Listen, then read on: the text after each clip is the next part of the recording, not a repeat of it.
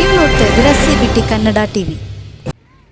ನುಡಿದಂತೆ ನಡೆದ ಶಾಸಕರಾದ ರವಿಕುಮಾರ್ ಗಣಿಗರ್ ಅವರು ಸೋಮವಾರ ಸಂಜೆ ಬಿರುಗಾಳಿ ಸಹಿತ ಸುರಿದ ಮಳೆಯಿಂದಾಗಿ ಬೃಹತ್ ಗಾತ್ರದ ಮರ ಬಿದ್ದು ನಗರದ ಗಿರಿಜಾ ಸ್ಲಂ ಬಡಾವಣೆಯ 6 ಮನೆಗಳ ಮೇಲ್ಛಾವಣಿಗಳಿಗೆ ಹಾನಿಯಾಗಿದ್ದು, ಅಲ್ಲಿನ ನಿವಾಸಿಗಳು ಪ್ರತಿದಿನ ಪಕ್ಕದ ಸಂತ ಜೋಸೆಫರ್ ಚರ್ಚ್ನಲ್ಲಿ ಕಾಲ ಕಳೆಯುವಂತಾಗಿದೆ.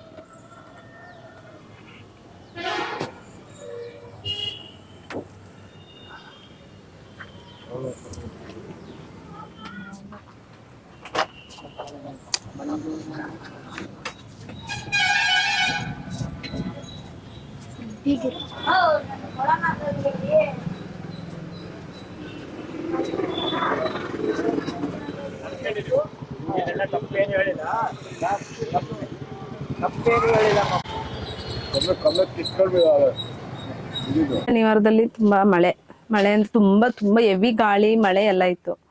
ಆ ಟೈಮಲ್ಲಿ ಏನಾಯ್ತು, ಮರ ಎಲ್ಲ ಕೆಳಗಡೆ ಬಿದ್ದು ಎಲ್ಲ ಸೀಟ್ ಎಲ್ಲ ಒಡೆದೋಯ್ತು. ಅವಾಗ ತಕ್ಷಣಕ್ಕೆ ಮತ್ತೆ ಇವರು ಗಣಿಗರ್ ರವಿ ಅವ್ರು ಬಂದು ಎಲ್ಲ ಅವ್ರಿಗೆ ಫೋನ್ ಮಾಡಿದ್ವಿ, ಹಿಂಗ ಆಯ್ತಾ ಇದೆ ಸರ್ ಅಂತ ಫೋನ್ ಮಾಡಿದ್ವಿ. ಫೋನ್ ಮಾಡಿದಾಗ ತಕ್ಷಣಕ್ಕೆ ಬಂದ್ರು. ಆದ್ರೆ ಅವ್ರು ಒಳ್ಳೆ ಇದ್ರಲ್ಲಿ ರೆಸ್ಪಾನ್ಸ್ ಮಾಡಿದ್ರು. ಬಂದು ಎಲ್ಲ ನೋಡಿ, ಸರಿ ಅಮ್ಮ ಏನಾಗುತ್ತೆ ಆಗ್ಲಿ, ಮರ ಎಲ್ಲ ಫುಲ್ ತೆಗಿಸ್ಬಿಡ್ತೀವಿ, ನಮ್ ಕೈಲಿ ಏನಾಯ್ತದೆ ಅದನ್ನ ಸಹಾಯ ಮಾಡ್ತೀವಿ ಅಂತ ಇದನ್ನ ಕೊಟ್ಟು ಹೋಗಿದ್ದಾರೆ ಸರ್. ಸೀಟ್ ಎಲ್ಲ ತಕೊಡ್ತೀವಿ, ಏನ್ ಹೆಲ್ಪ್ ಬೇಕಾದ್ರೂ ನಾವು ಮಾಡ್ತೀವಿ ಅಂತ ಇದನ್ನ ಕೊಟ್ಟಿದ್ದು, ನಂಬಿಕೆ ಕೊಟ್ಟಿದ್ದಾರೆ. ಒಂದೇ ದಿವಸ ಫೋನ್ ಮಾಡಿದೆ ಅವ್ರಿಗೆ. ಒಂದೇ ದಿವಸ ನಗ್ಸಲ ಫೋನ್ ಮಾಡಿದೆ ಸಾಹೇಬ್ರಿಗೆ, ನಮ್ಮ MLA ಸಾಹೇಬ್ರಿಗೆ. ಬಂದರು ಅವರು. ಬಂದು ಆ ತಕ್ಷಣನೇ ಬಂದು ಈ ಥರ ಹಿಂಗಾಗಿದೆ, ನೀವೇನೇನು ಮಾಡ್ಕೊಬೇಡಿ, ಮರ ಕಟ್ ಮಾಡಿ ಹೇಳಿದ್ದೀನಿ. ಇವ್ರಿಗೂ ರೇಗಿದ್ರು, ಅರಣ್ಯ ಇಲಾಖೆಯವ್ರಿಗೆ ರೇಗಾಡಿ ಸ್ವಲ್ಪ ಬೇಗ ಅದು ಮಾಡ್ರಮ್ಮ ಅಂತ ರೇಗಾದ್ಮೇಲೆ ನೆನ್ನೆ ಬಂದರು, ಎಲ್ಲ ಕಟ್ ಮಾಡಿದ್ರು. ಈ ಕಟ್ ಮಾಡುವಾಗ ಸ್ವಲ್ಪ ನಮ್ಗೆ ಏನು ಮಾಡ್ಬಿಟ್ರು ಅಂದರೆ, ಸ್ವಲ್ಪ ಕ್ಷಣದಲ್ಲಿ ಇಟ್ಕೊಂಡು ಅದನ್ನು ಜಾಸ್ತಿ ಬಿಡಲಿಲ್ಲ. ಮುಂದೆ ಕಡಿಬೇಕಾದ್ರೆ ಫಸ್ಟ್ ಸುಮಾರು ಕಳೆದ್ರು, ಆಮೇಲೆ ರಪ ಬಿಟ್ಬಿಟ್ರು, ಮನೆ ಮೇಲೆ ಬಿಟ್ರು. ಇದರಿಂದ ನಾವು ಇನ್ನೇನು ಮಾಡೋಕ್ಕಾಗಲ್ಲ. ಸೀಟ್ ಕೊಡಿಸ್ತೀವಿ ಅಂದಿರಲ್ಲ, ನೋಡಮ್ಮ ನಮಗೆ ಕೆಲಸ ಆಗಬೇಕು, ನೀವೇನು ಮಾತಾಡ್ಬೇಕಲ್ಲಮ್ಮ ಅಂತ ಇವ್ರಿಗೆ ಹೇಳಿ ಒಂದು ಸಮಾಧಾನ ಮಾಡಿದ್ರೆ ಇವರೆಲ್ಲ ಒಪ್ಕೊಂಡಿದ್ದಾರೆ. ಅದಕ್ಕೆ ಈಗ ನಾವು ಅವ್ರಿಗೆ ಅರ್ಜಿ ಬರೀತೇವೆ, ಹೋಗಿ ಈಗ ಅಲ್ಲಿಗೆ ಶೀಟ್ ಕೊಡಿಸ್ತೀವಿ ಅಂತ ಹೇಳಿರಲ್ಲ. ಈ ಮನೆ ಶೀಟ್ ಆಗೋದ್ರಲ್ಲೇ ನೀರು ಬರೋಲ್ಲ, ಇಲ್ಲಾಂದರೆ ನೀರು ಒಳಗೆ ಸರಿತದೆ. ಮಕ್ಕಳು ಮರಿದ್ದಾರೆ, ಇವ್ರು ಮನುಷ್ಯಗಳು ಮನೆ ಕೊಡೋಕ್ಕಾಗಲ್ಲ. ಚರ್ಚೆಲ್ಲ ಮನೆ ಇದ್ದಾರೆ, ಇವ್ರ ಹತ್ರ ಎಲ್ಲ ಕೊಡ್ತೀವಿ. ಚರ್ಚೆಲ್ಲ ಮನೆಗಾರ, ಯಾಕಂದ್ರೆ ಫಾದರ್ ಪಾಪ ಒಳ್ಳೆಯವರು.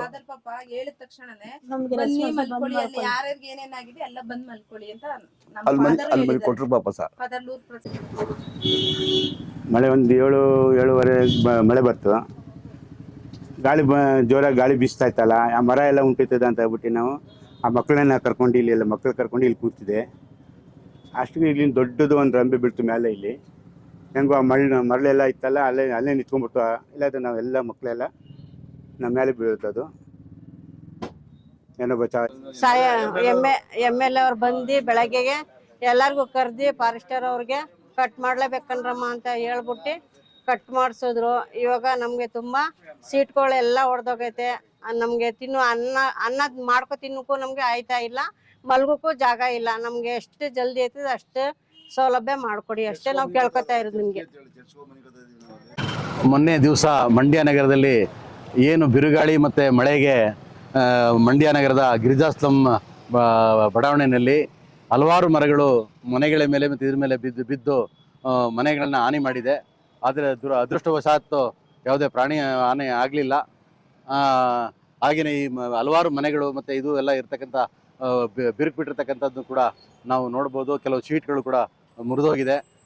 ಅದನ್ನು ನಮ್ಮ ಶಾಸಕರಾದಂಥ ಜನಪ್ರಿಯ ಶಾಸಕರಾದಂಥ ಶ್ರೀಯುತ ರವಿಕುಮಾರ್ ಗೌಡರವರಿಗೆ ನಾವು ವಿಚಾರ ತಿಳಿಸಿದಾಗ ತಕ್ಷಣವೇ ಅವರು ಸ್ಪಂದಿಸಿ ಬೆಳಗ್ಗೆನೇ ಬಂದು ಎಲ್ಲವೂ ಇಲ್ಲಿ ಸ್ಥಳವನ್ನು ಪರಿಶೀಲನೆ ಮಾಡಿ ಅರಣ್ಯ ಇಲಾಖೆ KEB ಎಲ್ಲರಿಗೂ ಕೂಡ ತಕ್ಷಣವೇ ಎಲ್ರಿಗೂ ಫೋನ್ ಮಾಡಿ ಎಲ್ಲರನ್ನೂ ಕರೆಸ್ಕೊಂಡು ಬಂದು ಇದನ್ನು ಇದು ಮಾಡಿ ಮರವನ್ನು ಬಿದ್ದಿದ್ದಂತಕ್ಕಂಥ ಮರವನ್ನು ತೆರವುಗೊಳಿಸ್ತಕ್ಕಂಥ ಕೆಲಸವನ್ನು ಮಾಡಿದ್ದಾರೆ. ಮತ್ತು ಹಾಗೆಯೇ ಇಲ್ಲಿರ್ತಕ್ಕಂಥ ನಿವಾಸಿಗಳಿಗೆ ನೋಡಿ ಎಲ್ಲ ಯಾರಿಗೆ ಶೀಟ್ ಇದಾಗಿದೆ, ಇಡೀ ಗಿರಿಜಾಸ್ಲಂಲಿರ್ತಕ್ಕಂಥ ಯಾರೂ ಕೂಡ ಇದರಲ್ಲಿ ಶೆಡ್ಗಳಲ್ಲಿ ವಾಸ ಮಾಡಬಾರ್ದು, ಏಕೆಂದರೆ ಅನಾಹುತ ಆದಾಗ ಜೀವ ಹಾನಿ ಆಗ್ತವೆ ಅಂತಕ್ಕಂಥ ದೃಷ್ಟಿಯಿಂದ ಭಾಳ ಉದಾರವಾಗಿ ಎಲ್ಲ ಶೆಡ್ಗಳಿಗೆ ಇದನ್ನು ಶೀಟ್ಗಳ ಕೊಡಿಸ್ಕೊಡ್ತೇನೆ ನಾನು.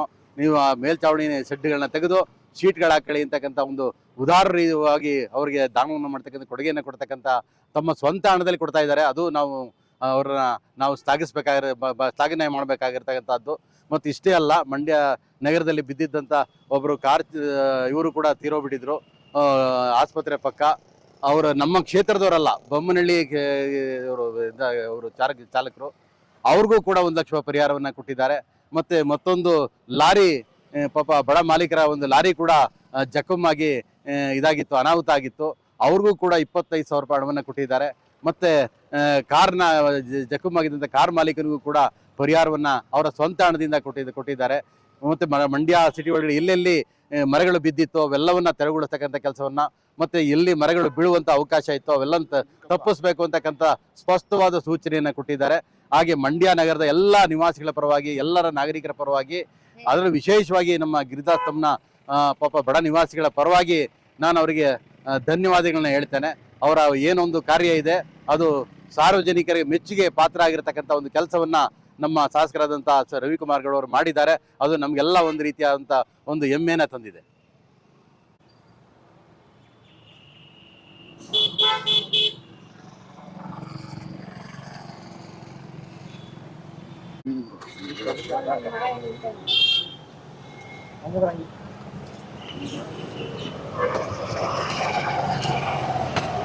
MLA ಸಾಹೇಬರಿಗೆ ಧನ್ಯವಾದಗಳು.